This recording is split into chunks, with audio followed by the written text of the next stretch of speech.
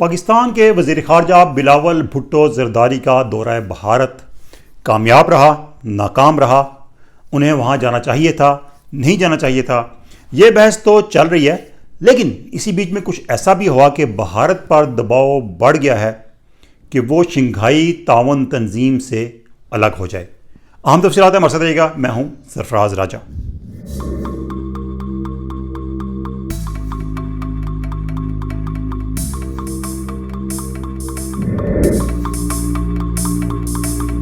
तो वीडियो शुरू करने से पहले दोस्तों, अगर आप हमारे चैनल पर नए हैं या आपने अभी तक हमारा चैनल सब्सक्राइब नहीं किया तो सब्सक्राइब कर लीजिएगा, लाइक कर दीजिएगा और बेल आइकन भी दबाइएगा ताकि हमारी वीडियोस की अपडेट्स आप तक फौरी तौर पर पहुंच सकें। तो दोस्तों, पाकिस्तान के वज़ीर ख़ारजा बिलावल भुट्टो ज़रदारी शंघाई ताउन तंजीम SCO के इजलास में शिरकत के लिए भारत गए। 12 साल के बाद किसी पाकिस्तानी वज़ीर ख़ारजा का ये भारत का दौरा था।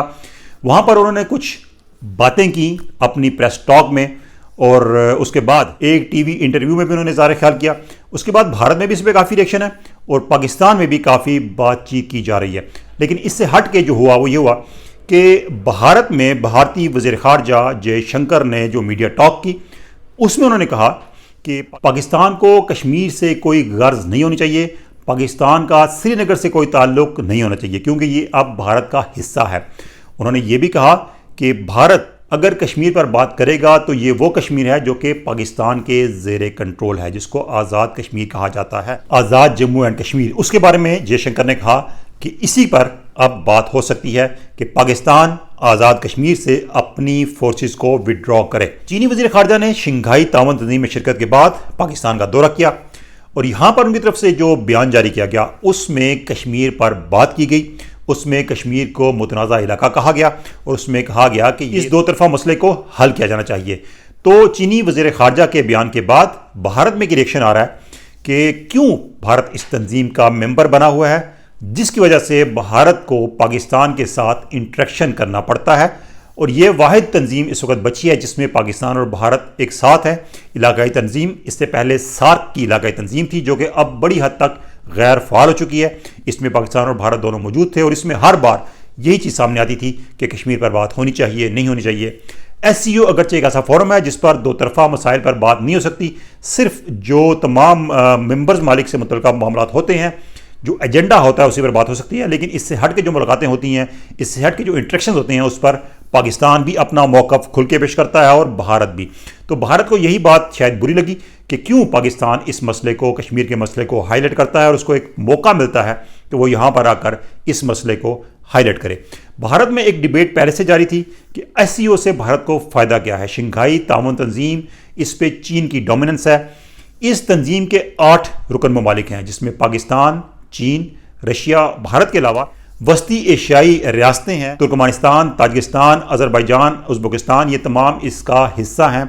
और आने वाले दिनों में ईरान भी शंघाई ताउन तंजीम का हिस्सा बन सकता है या बन जाएगा। तो अब इसमें भारत ये समझता है कि चीन की डोमिनेंस है, इसकी जो लैंग्वेजेस हैं, ऑफिशियल लैंग्वेजेस रशियन और चाइनीज़ है। और भारत इससे पहले ये भी कह चुका है कि इसकी ऑफिशियल लैंग्वेज इंग्लिश भी होनी चाहिए।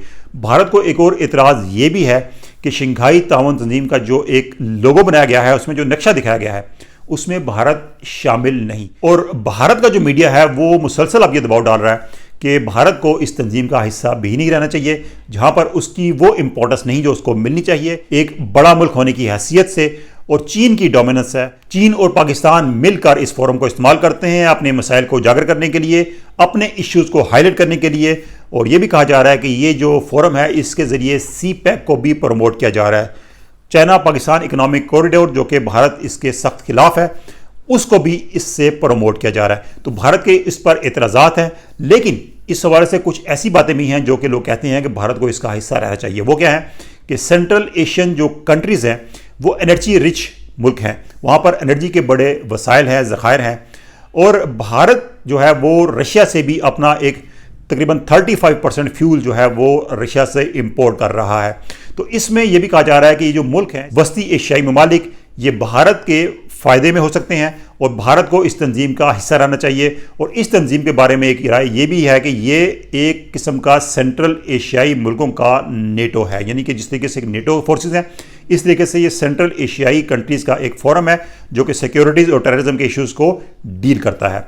तो एक राय यह है कि भारत को इस फोरम का हिस्सा रहना चाहिए, लेकिन जो पाकिस्तान और चाइना का नेक्सस है उसकी वजह से भारतीय मीडिया इस वक्त दबाव डाल रहा है कि भारत इस फोरम को छोड़ दे और वो ऐसा मौका ना दे चाइना को और पाकिस्तान को कि वो मिलकर किसी आलमी फोरम पर जिसका भारत भी हिस्सा हो, वहाँ पर कश्मीर के बारे में बात करें और वहाँ पर उन इश्यूज़ पर बात करें जो कि भारत के हवाले से मुतनाज़ा है। तो ये दबाव भारत पर बढ़ रहा है। बिलावल भुट्टो जरदारी के दौरे के दौरान भारतीय वजीर खारजा का जो रिएक्शन था, रद्देमल था, उनके रिसेप्शन के मौका पर जब उन्होंने बिलावल भुट्टो को रिसीव किया, उन्होंने हाथ भी नहीं मिलाया, हाथ जोड़े। बिलावल भुट्टो ने भी हाथ जोड़कर उनको सलाम किया, ग्रीटिंग्स हुई और वहाँ से तस्वीर बनाने के बाद उनको जाने का कह दिया। इस पर काफ़ी रिएक्शन आ रहा है पाकिस्तान में और बिलखसूस जो पाकिस्तान की अपोजिशन पार्टी है PTI, वो इसको आड़े हाथों ले रही है और वो ये कह रही है कि बिलावल भुट्टो जरदारी को भारत में तवज्जो नहीं दी गई, रिस्पेक्ट नहीं दी गई और इस तरीके से पाकिस्तान की जो रिस्पेक्ट है उसको उन्होंने वहाँ जाकर ख़राब किया। पाकिस्तान में तो रिएक्शन है, लेकिन जनरली कहा जा रहा है कि बिलावल भुट्टो का दौरा इस लिहाज से बेहतर रहा कि उन्होंने भारत में जाकर उन इश्यूज़ पर बात की, भारत के अंदर रहकर, जो कि पाकिस्तान के इश्यूज़ हैं, पाकिस्तान का मौक़िफ़ है बिलखसूस कश्मीर के वाले से और दीगर मुतनाज़ा अमूर के वाले से। तो ये दोस्तों हम डेवलपमेंट्स हुई उस दिन के बाद जब भारत में ये SCO कॉन्फ्रेंस हुई और अब भारत पर दबाव बढ़ रहा है कि वो SCO को छोड़ दे, शंघाई ताउन तंजीम को छोड़ दे, इससे अलग हो जाए ताकि चाइना और पाकिस्तान के नेक्सस को वो मौका ना दे कि वो भारत मुखालिफ इश्यूज़ को इस फोरम पर रेज कर सकें।